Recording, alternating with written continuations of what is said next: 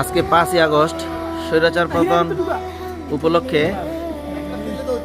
স্বৈরাচার শেখ হাসিনা পতন উপলক্ষে আজকে আমাদের খাসি পার্টি চলতেছে। আজকে সে একটা ঐতিহ্যবাহী একটা দিন, তাই আমরা আনন্দে আজকে খাসি জবা করলাম। এখন আমরা পিকনিকে যাবো আজকে আনন্দে। কিছুক্ষণ আগে মাত্র জব করছি, এখন এটা সিলালামু। আমাকে বড় বড় কষাই এখানে উপস্থিত, মাসুদ কষাই, হাবিবুল্লাহ কষাই, রুল আমিন কষাই, আর আমাকে বড় ভাই মোফাজ্জল হোসেন।